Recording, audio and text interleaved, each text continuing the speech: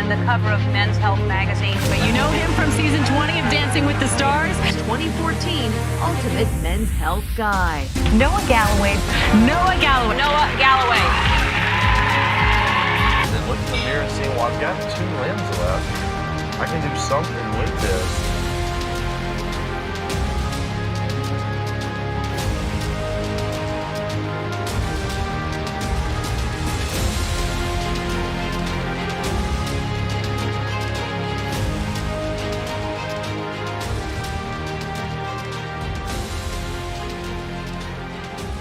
I just kept challenging myself, and it became where I just wanted a new challenge every day. I was a student at UAB when 9/11 happened. That was my first semester. I didn't plan on going to college. I ended up in college. I just turned 20 years old. And when 9/11 happened, I never went back to class. I went in the military.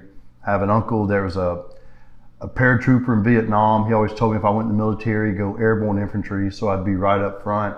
And that's where I ended up. I went through basic training, jump school, and then ended up with the 101st out of Fort Campbell, Kentucky. Mm-hmm. Our division commander was General Petraeus. He designed the way we invaded Iraq.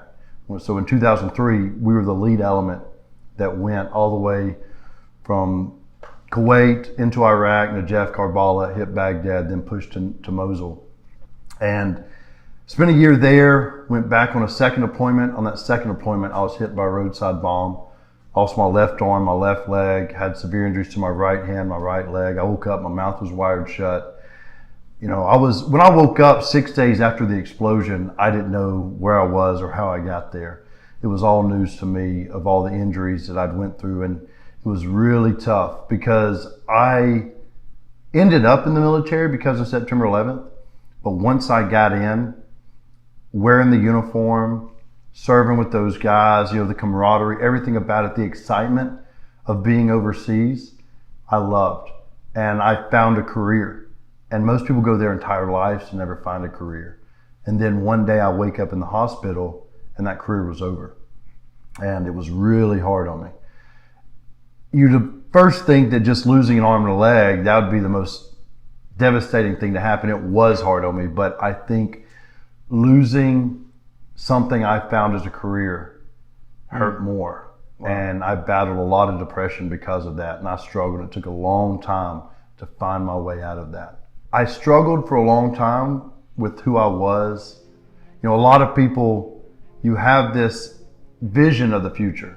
That's what sends us to college or, you know, whatever it is we're doing in life. We have this vision, even if it's a little cloudy, we have a goal we're working towards. Well, suddenly that goal was completely wiped away.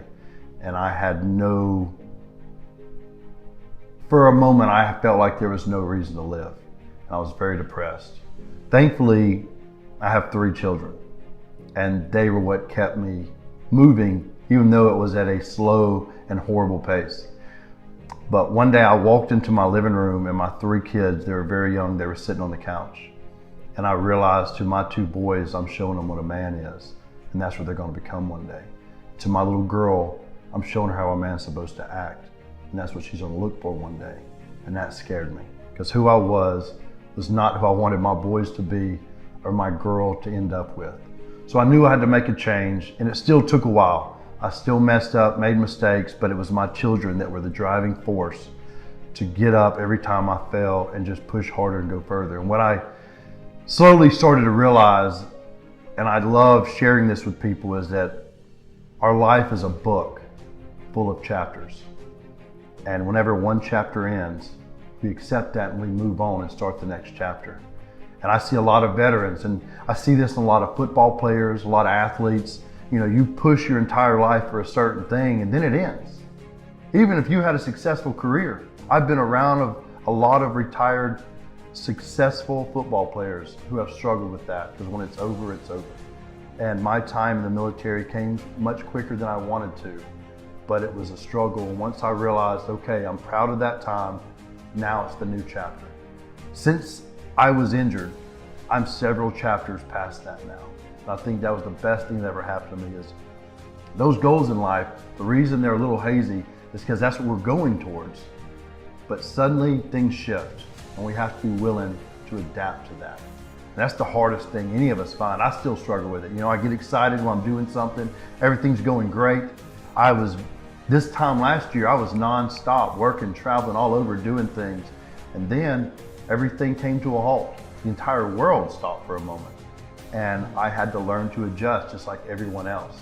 And I think that having those moments in the past helped me adjust a little bit easier. Because now I've found, okay, let's make these adjustments and move forward in the next direction. What were some things that were, I guess, kind of like in the video, how there were some distractions of becoming like the best version of yourself? What would you say were some of the distractions in each phase? The biggest distraction I had early on was not taking the time to get to know myself, especially the new person I was. I'm the same person inside, but I had to learn to adapt to doing things, missing an arm and a leg. You know, my entire world changed. So it took me a while to realize until you know yourself, you can't do anything else. Now, my kids were my driving force, but it took time for me to realize I had to find out who Noah was and take that time to experiment. I got back into fitness, you know, started playing with different things on what I needed to do, how I was going to work out, what diet I needed, whatever it was. And that was, it's just like when I meet people that have gone from one long relationship and then they jump right into another. We've all done it. Sometimes it works out and you're lucky, but not always, because a lot of times there are people who have spent too much time with someone and they've never taken the time to know who they are, because you can't care for anyone else unless you know who you are and what you expect, and then you can give as much as you can to someone else. And I needed that in my life, to know who Noah was. And it sounds like a selfish thing, but it's not, because the more we take care of ourselves, the more we are for those around us. I have a sister of mine I have 3 sisters, and one of my sisters has battled with obesity and she eats emotionally. And now she's done it in the past. Her and I have talked about it. Has had her ups and downs, but now I see something different in her eyes. She's on this goal to lose 100 pounds. And it's like she realizes this isn't just for her. She has 2 young children. You know, she has her own life that she has to improve to make sure she can take care of them. And I see that now. And I see the success already before she's even reached her goal. And that's because she's let go of the things behind her and she's looking forward. She's looking at her children's future, her future. And that's where I think that, you know, a lot of people struggle, is getting to know you and what's best for us. Mm-hmm. Wow. Yeah. So to go back to, you said you started getting into fitness. Yeah. Everything again. What was that like? Just obviously there were major adjustments that had to be made. What was that like? Getting back into fitness was tough, but also exciting for me. I mean, one thing about me, I got into fitness when I was like 10, 11 years old. My older sister, who's 7 years older than me, had these tapes of Tony Little. And to a lot of people, you may not know who Tony Little is. This is some old school. That's a little before my time. Yeah, Tony Little had these VHS tapes. And this is a guy that had, you know, ponytail, wore his hat, and he had these workouts. It was like, you know, aerobics. And I would get up early in the morning and go into the living room and put these tapes in and work out with it. You know, I started wanting to improve how I was and got it, and I've realized girls like fit guys. So I started working out a lot. Yeah. It had nothing to do with sports or anything else. I just got into fitness really young. Well, that was exciting for me when I was younger. Well, then you fast forward, I'm 24, 25, 26 years old, and I decided to get back into fitness. And there was nothing out there at this time to show how to work out missing arm or leg. There was nothing on the internet, no books, no magazines, nothing, which was kind of exciting, because I joined a 24-hour gym, and I would go in like 2, 3 in the morning when no one was there. And I would figure out, okay, I can do this to work my right side, do this to work my left side. I started using ankle straps on my residual limb of my arm and hook it to a cable machine to work my chest, my shoulder, my back. You know, I got a running leg, I started running. So it was very exciting. And then I became proud of what I was doing and started working out at busier times of the day. And then I got, you know, really proud of what I was doing and started going to other gyms. And I started building a name because I was pushing myself with these injuries. but it was this challenge that I accepted, that, okay, this isn't going to be easy. And I think not having anything out there to look to made it that more exciting. So it changed my focus from, oh, this sucks, to, okay, let's see what we can do with it. And I'm not some superhero. I've had those thoughts, but I've also had those moments where it's like, why am I doing this? This is not working the way I wanted it to, and I have to just get back into that groove of, okay, no, let's do something with this. I have an addictive personality. I have 3 sisters that all have an addictive personality. And thankfully, I was talking to my older sister the other day, all 4 of us have understood that to a point that we know, okay, if I do this thing that's a negative, I'm going to go out of control with it. So let's find what we're good at. And as a positive, I've always used fitness or work. My older sister has her PhD in childhood education. I mean, wow. Every one of my sisters are very successful because we're aware of who we are. And I mentioned earlier, once you know who you are, you have so many more opportunities of where you could go. Because I have a 12-year-old son that would love to be a professional football player one day. But statistically, I mean, that may not happen. I support him in it, and if he does it, that's fantastic. I will gladly be his father that lives in his guest house. But I also want him to know that may change. And this driven personality that he has could benefit in something else. He may use this drive. He loves practice in any sport he does. He doesn't just want to play the game. He wants to practice. He wants to improve. He could end up growing up and then using that through law school or to become a doctor, whatever it is, as long as he realizes, hey, this is who you are as a person. It may not end up being a football player. It may not be this, it may not be that, but your driven personality is who you are, and that is what I support. And it's just, he's going to find that in time, as he gets older, there may be shifts, and he needs to learn to roll with them. Right. I think one thing that you said really stuck out to me was about knowing yourself, and how you said that you and your sisters have you know that you have an addictive personality. So because you know yourself, oh, I got to do these things, and then I'll be addicted to these good things, and I'll be even better at these good things. A lot of times, I know that kids and even, adults too, sometimes we'll see somebody that's able to get away with doing X, Y, and Z and still achieving this or that, and then we think, oh, but maybe I can do that too, and you realize, no, wait, I need to. The only way I can do it is if I do it this way. This way, yeah. I think that, and I have this conversation with my kids all the time, that you're going to see people that get places, and don't be mad if they got there and this way, that's fine. We have to live our life.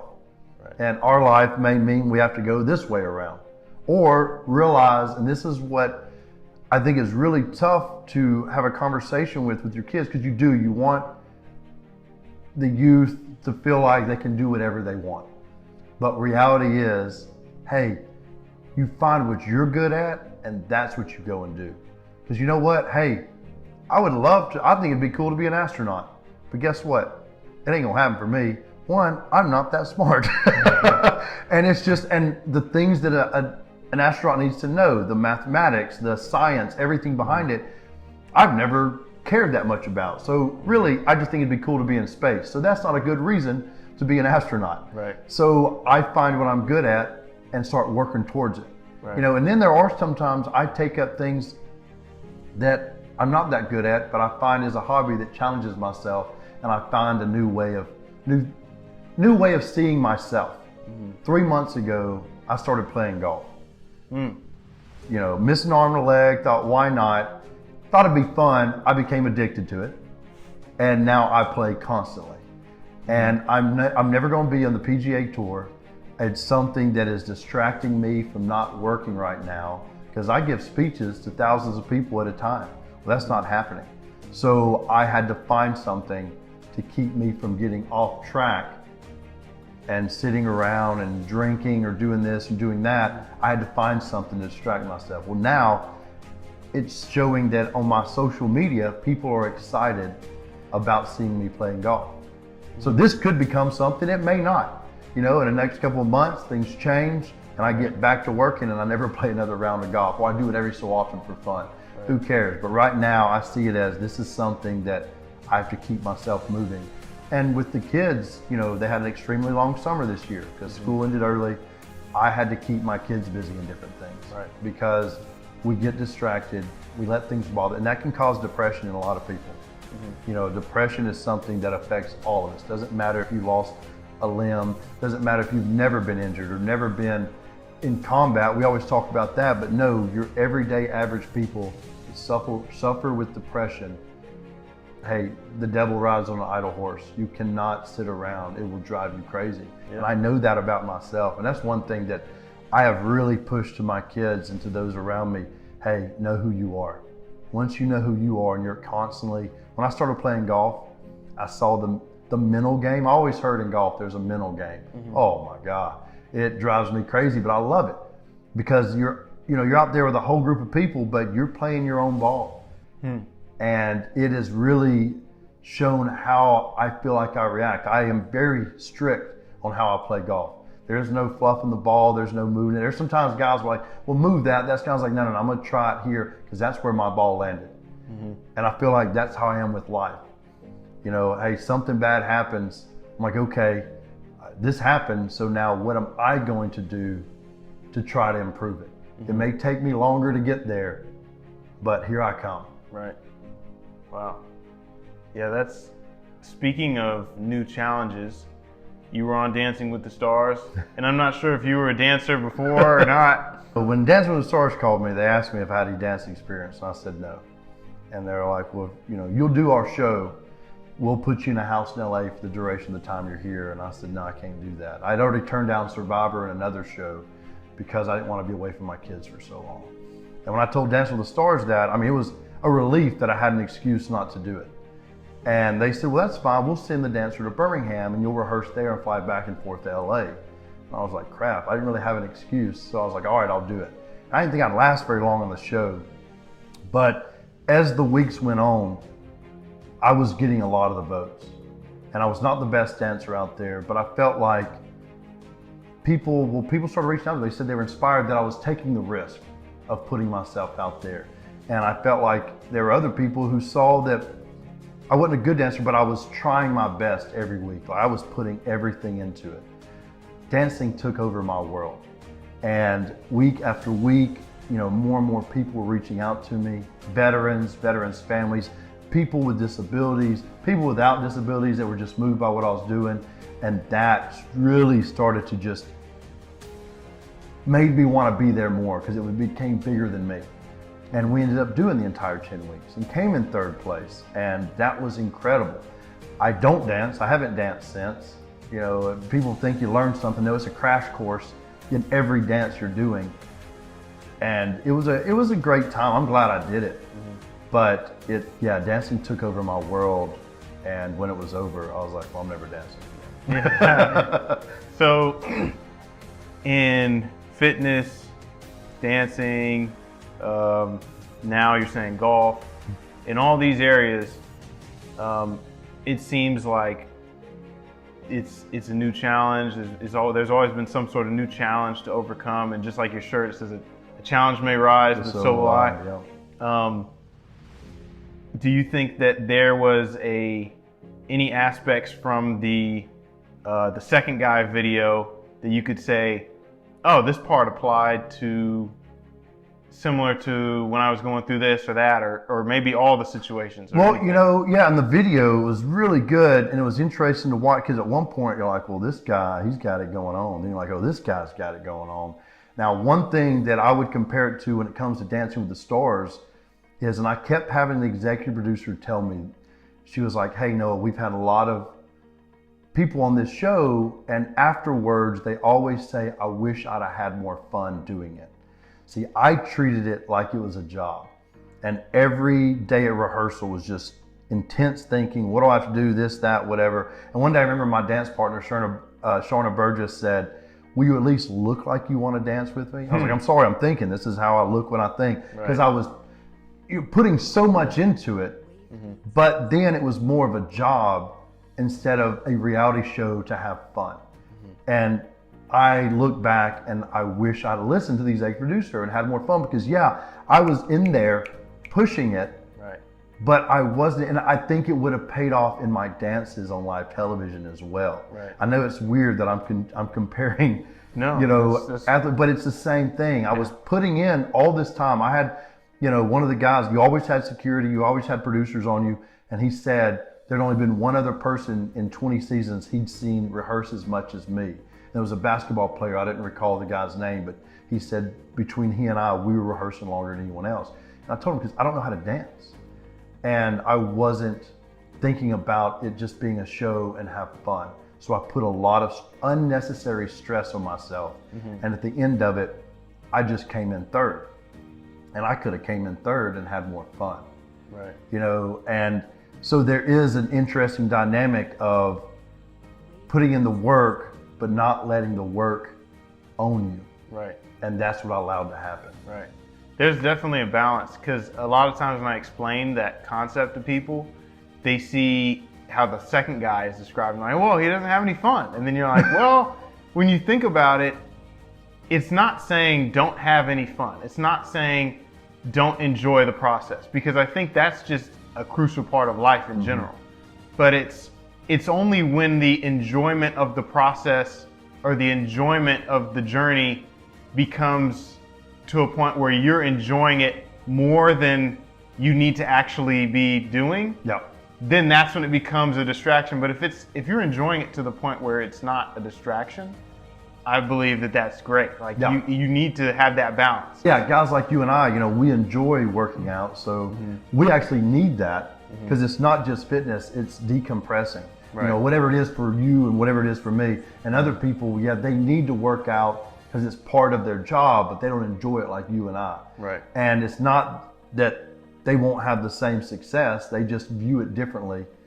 Right. And sometimes we can let ours kind of get out of control. So it's a fight, because you got this guy who has to find a way to do his workouts that he doesn't really enjoy, but get his workout in.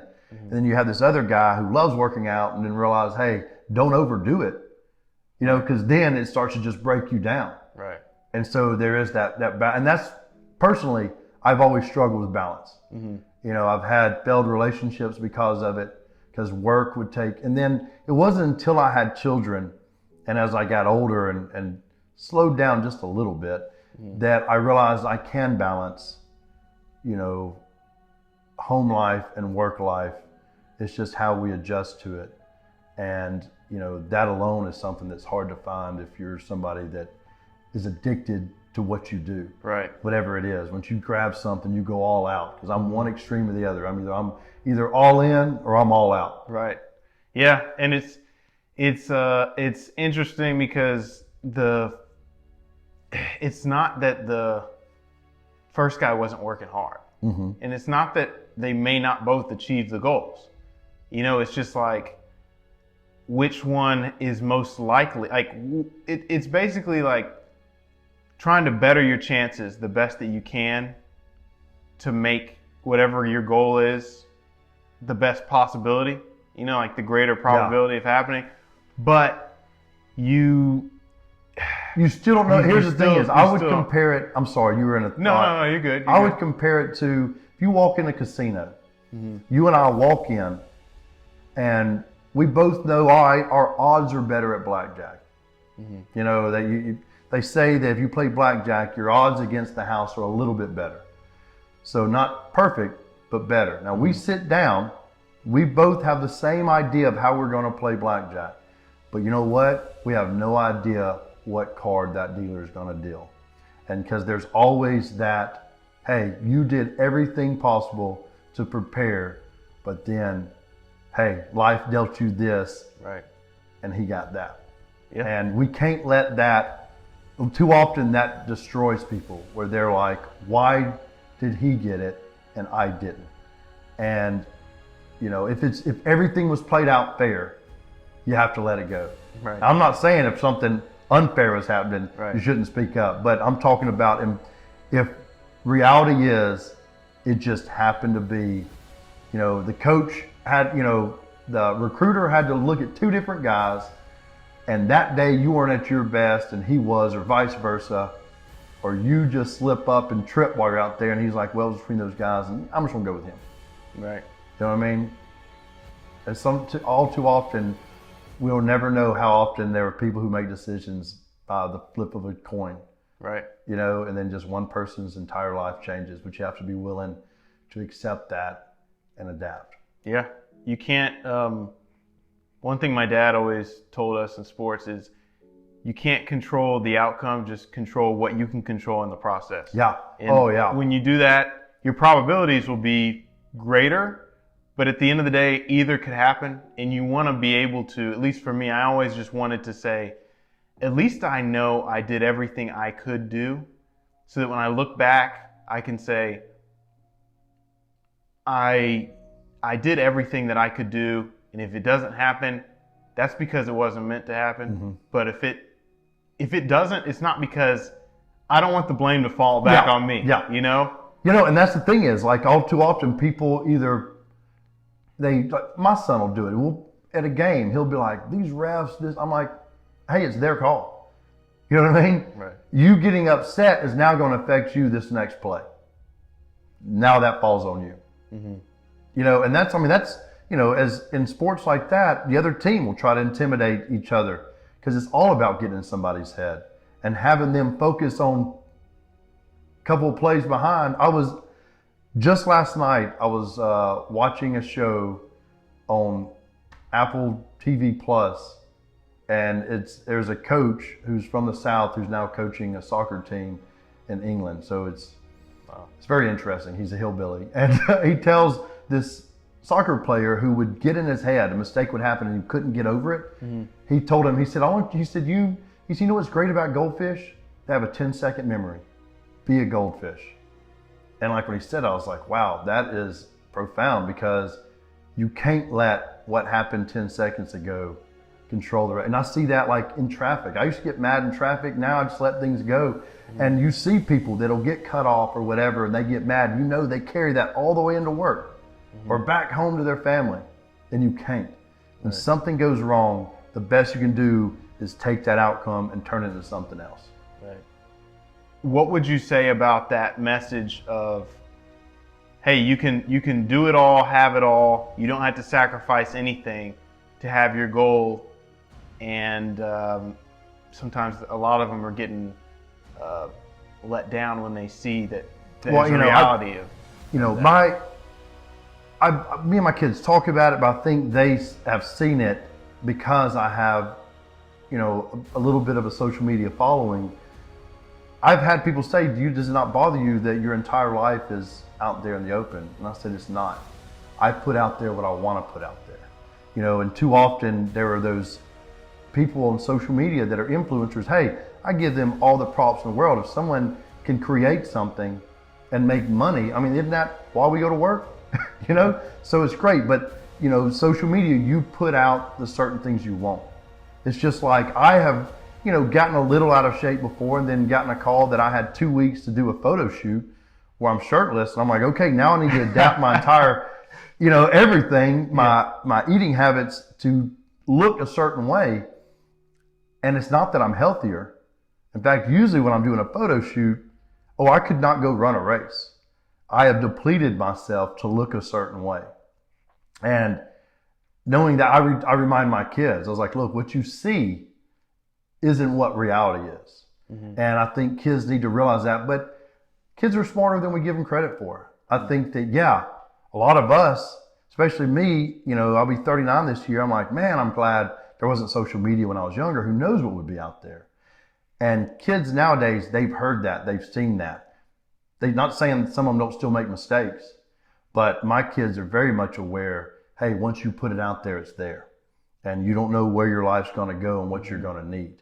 So, and just like, you've always heard the saying, if you're out at a party, you never talk about sex, politics, or religion. Well, social media is one big party. And we have to be cautious about what we say, because once you say it, you're going to cut someone off. Right.